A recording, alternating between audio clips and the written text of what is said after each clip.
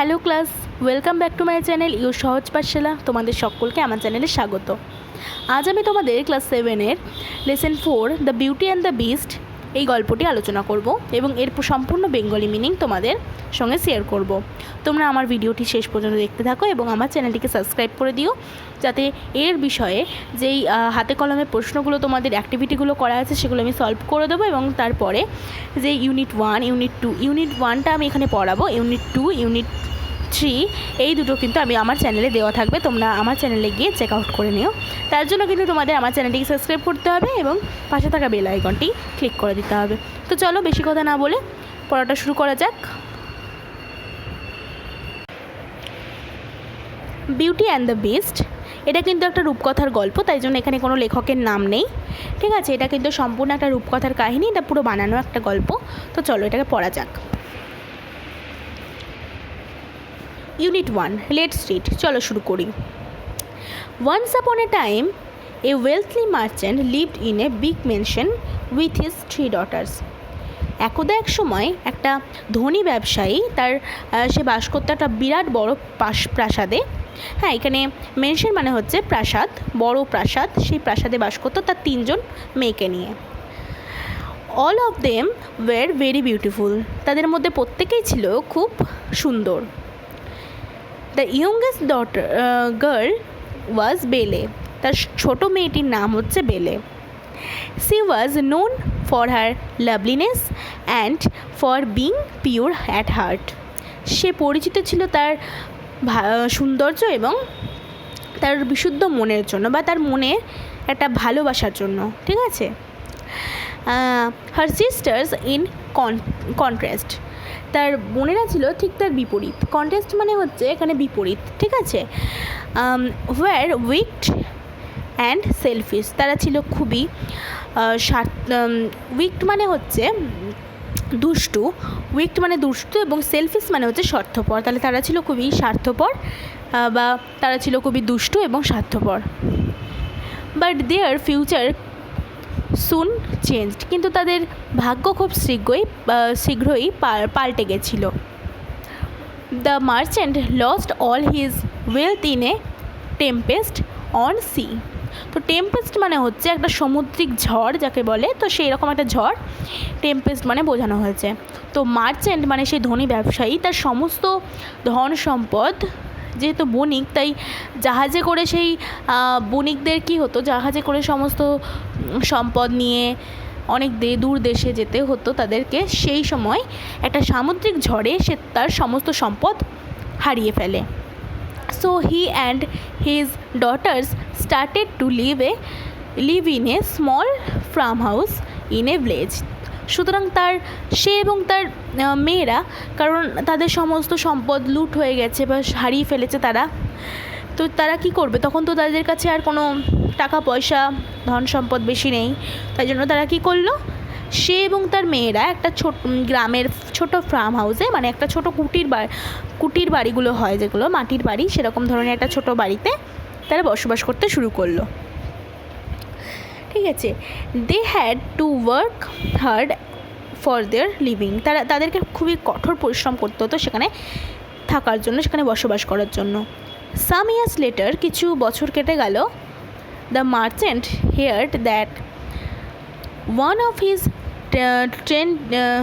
trading ships had returned to port.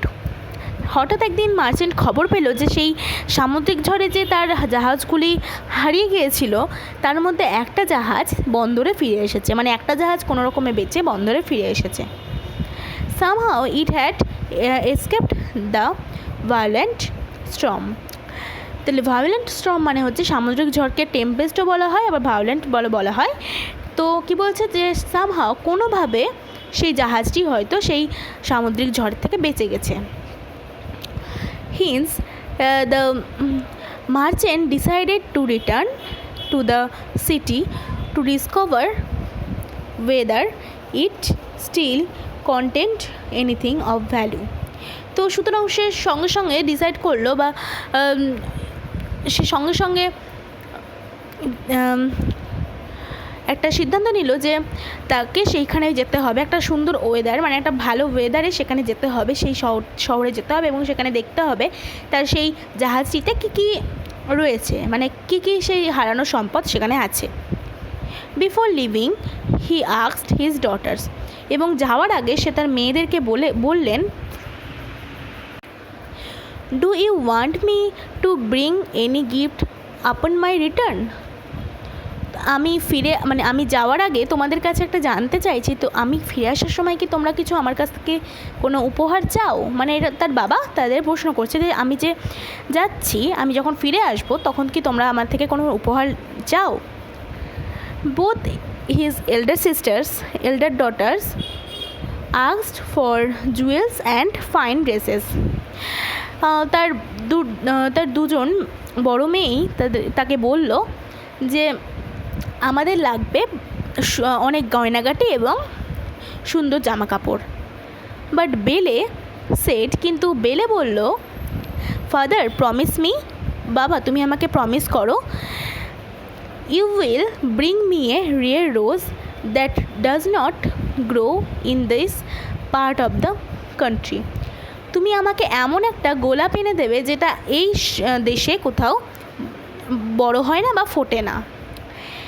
Having agreed to her request, তার বাবা the merchant set of for the city, তাদের সেই অনুরোধগুলি তার বাবা শুনল এবং সেই মার্চেন্ট বা বণিক সেই শহরের উদ্দেশ্যে বেরিয়ে গেলেন।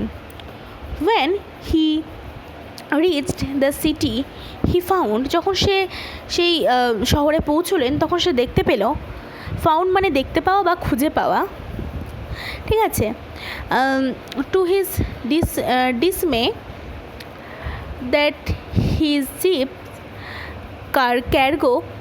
cargo had been seized to pay his debts. Say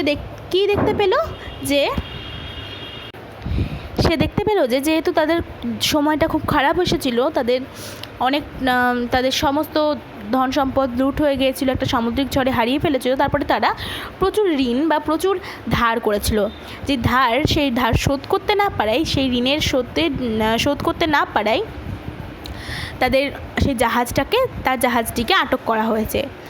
so he was left with no money, সুতরাং সে কোনো টাকা পয়সা নিয়ে ফিরতে পারলেন না। To buy any present for his daughters, তার মেয়েদের জন্য কিছু জামা কাপড়ও কিনতে পারলেন না। While returning he lost his way in a forest, এবং ফেরার সময় সে তার পথ হারিয়ে ফেললেন সেই জঙ্গলের মধ্যে। Seeking shelter he came across a dazzling palace and entered it. তো সে তার আশ্রয় খোঁজার জন্য যখন খুঁজছিল আশ্রয়টা, তখন সিকিং শেল্টার্স মানে সে আশ্রয় খুঁজছিল। তো আশ্রয় খোঁজার সময় সে দেখতে পেল একটা জমকালো প্রাসাদ, সেই একটা বনের মধ্যে একটা জমকালো প্রাসাদ, এবং সেটা দেখে সেটার মধ্যে সে প্রবেশ করলো। Inside he found tables laden with food and drink, সে দেখতে পেল যে সে একটা বড় টেবিলের মধ্যে খাবার এবং পানীয় রাখা রয়েছে, which had apparently been left for him by the palace's unseen owner. তার মনে হলো যে কোনো মালিক ছাড়াই তাকে একটা সুন্দর আহ্বান জানানো হচ্ছে, কারণ সেখানে কোনো মালিক ছিল না, সেখানে সম্পূর্ণ একটা খাবারের টেবিল ছিল, সেখানে প্রচুর রকমের খাবার ছিল, তাই তার মনে হলো যে এখানে কোনো মালিক ছাড়াই তাকে এই সুন্দরভাবে আহ্বান করা হচ্ছে। The merchant accepted his gift, সুতরাং সেই বণিকটি কী করলো, তার সেই উপহারটি গ্রহণ করলো। Ate to his heart's content and spent the night at the palace, সে তখন কী করলো, তৃপ্তি করে খাবার খেলো। হার্টস কন্টেন্ট মানে হচ্ছে খুব ভালো করে বা খুব তৃপ্তি করে মন ভরে সে খাবার খেলো, এবং spent the night at the palace, এবং সেই রাতটা সেই প্রাসাদে থাকলো আর কি। The next morning as the merchant was about to leave, যখন পরের দিন সকালে সেই বণিকটি তার বাড়ির উদ্দেশ্যে ফেরার জন্য তৈরি হচ্ছেন, হি স এ রোজ গার্ডেন, সে দেখতে পেল একটা ফুলের বাগান। and recalled that বেলে had despaired a rose, এবং তার মনে পড়লো যে বেলে তার কাছ থেকে একটা সুন্দর গোলাপ চেয়েছিল। Upon picking the loveliest rose, the merchant suddenly came face to face with a hideous beast. যখন সে একটা গোলাপ সেখান থেকে তুললো, হঠাৎ করে সে মার্চেন্টের মুখোমুখি হলো একটা বিশাল জন্তু বা একটা বিশাল দানব, ভয়ানক দানব। হি টোল্ড দ্য মার্চেন্ট, সে মার্চেন্টকে বলল, লাস্ট নাইট, আগের দিন রাত্রে, ইউ ওয়ার হাংরি, তুমি ছিলে খুবই ক্ষুধার্ত, অ্যান্ড শেল্টারলেস, এবং আশ্রয়হীন।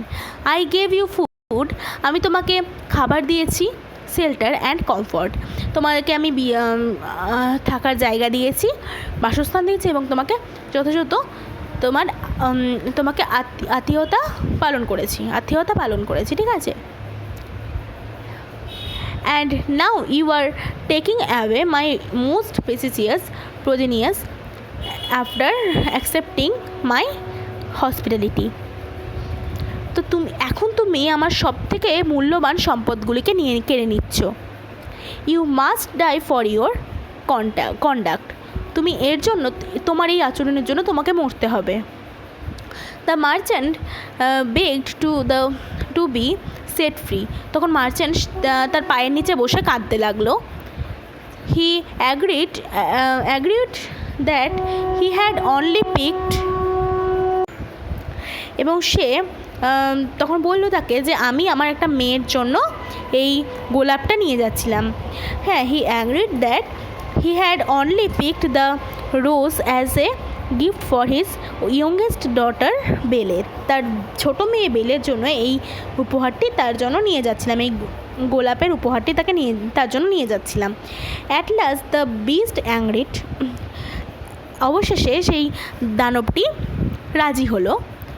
Fine, you can take the rose for Belle, তুমি তোমার মেয়ে বেলের জন্য এই রোজটি নিয়ে যেতে পারো, গোলাপটি নিয়ে যেতে পারো, বাট কিন্তু you will have to return to the castle, তোমাকে আবার এই দুর্গে ফিরে আসতে হবে বা এই প্রাসাদে ফিরে আসতে হবে। অর ইজেল your daughter shall come to stay with me in this castle, বা তোমার মেয়েকে এই প্রাসাদে আসতে হবে এবং আমার সঙ্গে থাকতে হবে।